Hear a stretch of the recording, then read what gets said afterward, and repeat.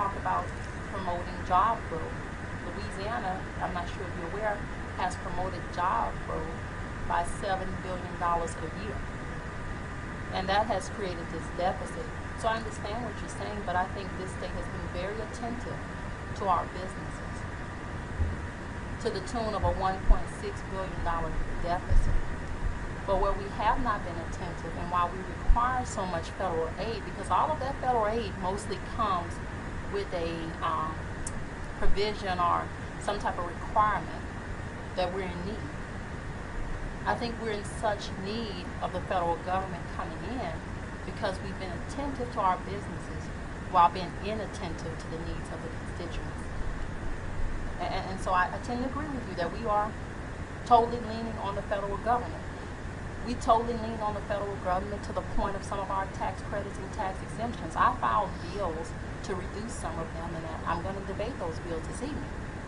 I find out that our Department of Children and Family Services, because we've taken so many of our state general fund dollars to that $7 billion tax exemption budget, that they've been using the tax credit money, our departments, because they don't have the state general fund money, and matching it with federal dollars for our children. I agree with you on that. But what I don't agree with you on is that because we've created this problem, that we can ignore the poor in the state. And what I mean by that is, I think in all of our lives, unless you were born with a silver spoon in your life, and many sitting on this committee have depended on the federal government. But the truth is, if you've ever went to a college or university in this state, because we don't have enough funding for education, you've depended on the federal government so your tuition would be affordable. See, the poor just doesn't benefit from what the federal government gives Louisiana because we've been so attentive to our businesses and handing out corporate welfare. Whatever we do in this state, we depend on the federal government. And what the federal government funds, the federal government runs. Yes. Is there a question there? There is. Thank you, Mr. Chairman. So my question to you is, and I understand your position on this bill, you've so eloquently stated it a number of times, and I've respected your position, and sometimes we have bills we agree on.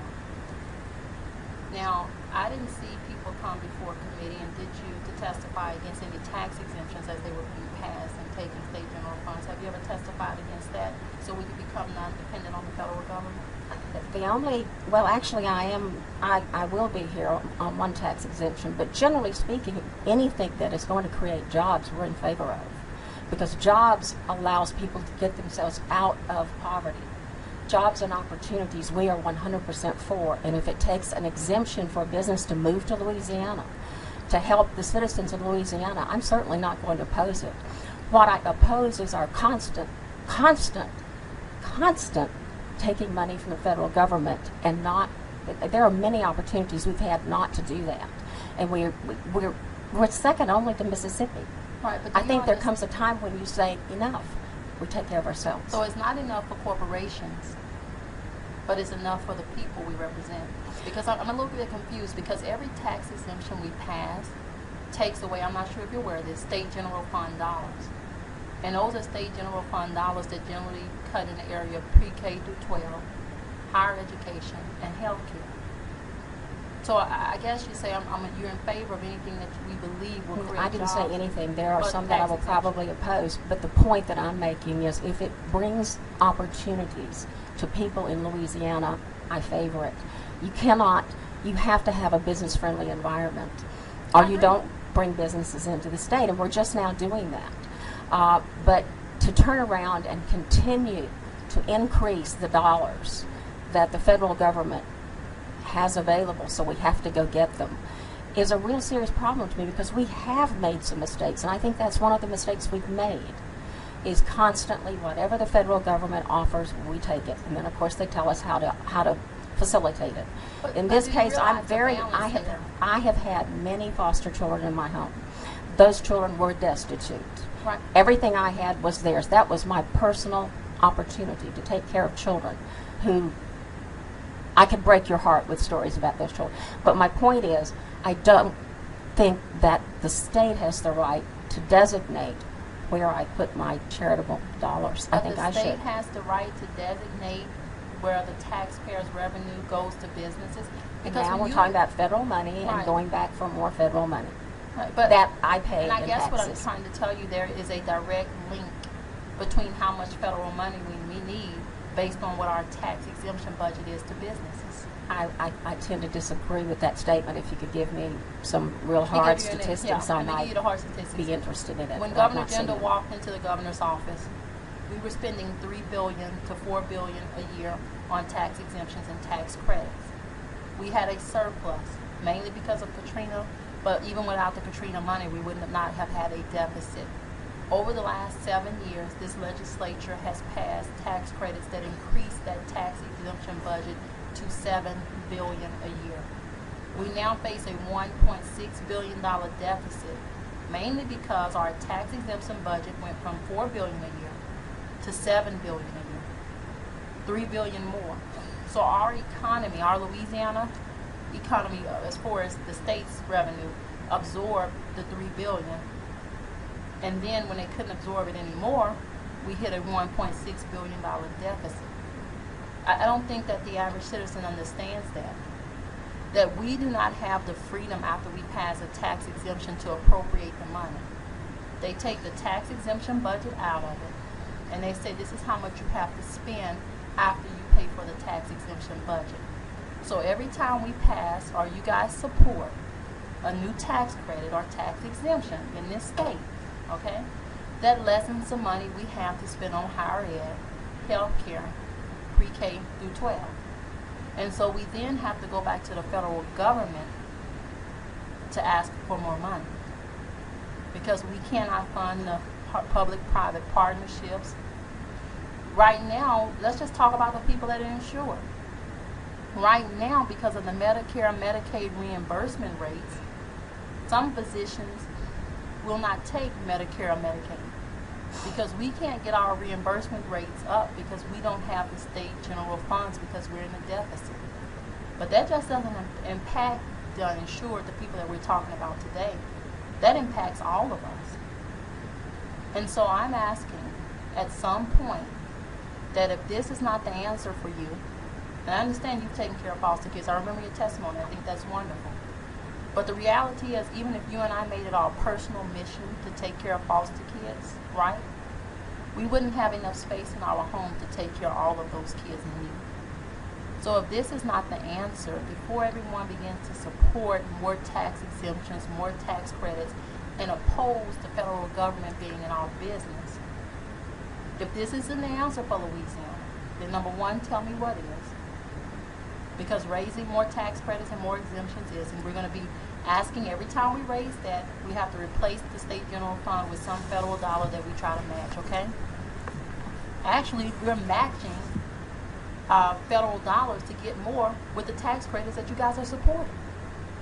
So that those tax credits and exemptions are now bringing in more federal dollars to this state. And I'm done, Mr. Chairman, but I just want everyone to know that.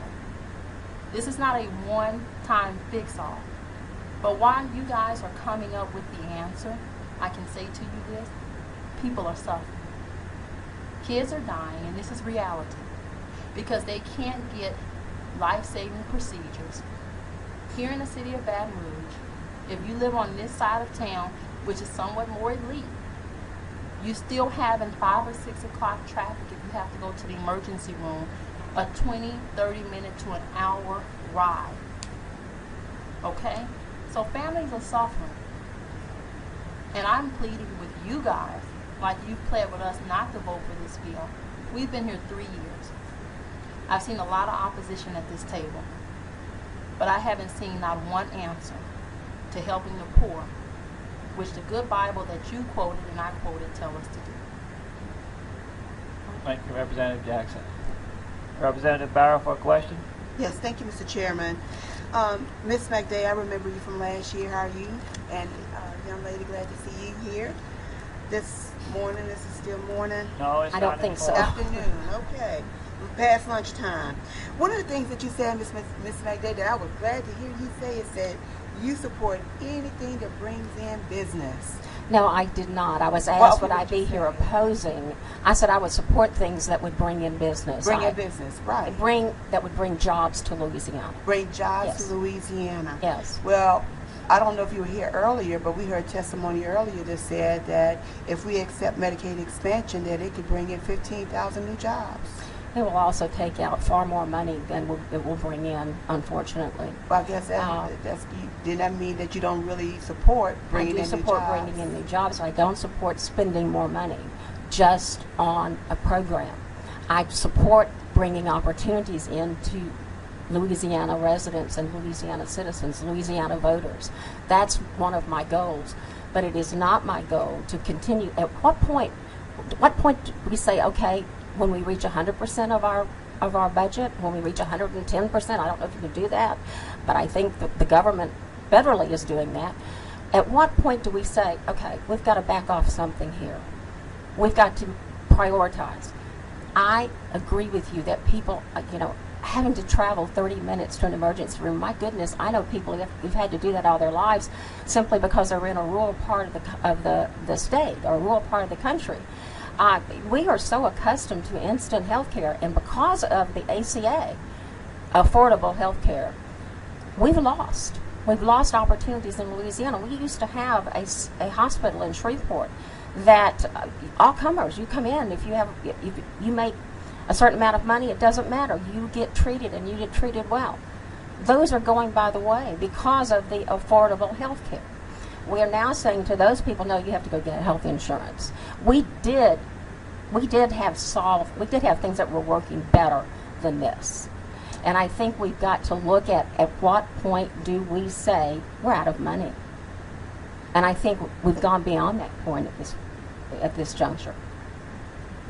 But you did say you support I'm for things bringing that in new jobs. I'm in So I just support of want to make bringing sure that jobs. I You are did hear that correct. clearly. You are correct. And Yes, ma'am. then you say we are accustomed to having health care. When I tell you about my neighbor who just died a month ago I'm so because sorry. Hurricane Long Yeah. was not in the backyard where it was before because it's closed.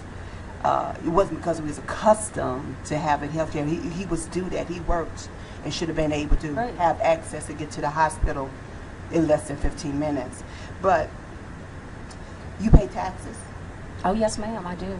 And so do we get an opportunity to say how our taxes are spent? Occasionally, I get in the car and I either drive to D.C. or I drive down here and I will let my voice heard. A lot of people don't have that opportunity. I, at this point, am retired, so I have that opportunity. But right now, our tax dollars are going to D.C., right? Yes, ma'am, they are. And they are going to other states who have accepted to participate in Medicaid expansion, correct? So if it's yeah, I guess they do. I don't know. And I guess your point So- is, if it's there, we should take it. At some Absolutely. point, we say no. At We some say point, no we to say no to money. Our own money. Federal say money. no. Yes, at some point you have So to. we should say no to our own money. Especially when the coffers become empty. You have to say, well, my children wanted money to do something, and I didn't have any money. Their favorite thing was, well, just write a check. Well, that's what we've been doing. We've been just writing checks, and we've written checks where there's no money in the bank to back them up. That's my point. You know what? My kids used to say that to me too. And they'll say, oh, just use a credit card. Right. But guess what? They're still doing it, whether we agree with them or not. And others are taking and participating in it and benefiting from it at this point, even though we are paying for it. They're benefiting from it. But to the young lady, I would like to encourage you to come back, because earlier this week, I think, or last week, you talked about jobs, having better jobs and better opportunities. And many of the individuals who are actually suffering are women. And I don't know if you know, but right now in Louisiana, we pay 68 cents on a dollar to women as it relates to equal pay. And so we had an equal pay bill that got defeated last week. And we talked about better jobs and better opportunities to afford to individuals. I'd like to encourage you to come back and testify about the importance of that so women can have opportunities to have insurance so they can take care of their family. We Thank have you so much for coming. we have a testimony card. If you want to make that announcement with her, I'm sure you can get with her. If we can keep this I do that relevant afterwards. to the Thank you, Mr. to the Chairman. bill on table, we'd appreciate it. People, we're getting late in the hour, and other bills to go. Well, that's Representative 16. Cox on the question, and then we do have professional. This is a public testimony here. Civilians coming in. We do have DHH if we need any pertinent questions to answer any questions. Representative Cox. I just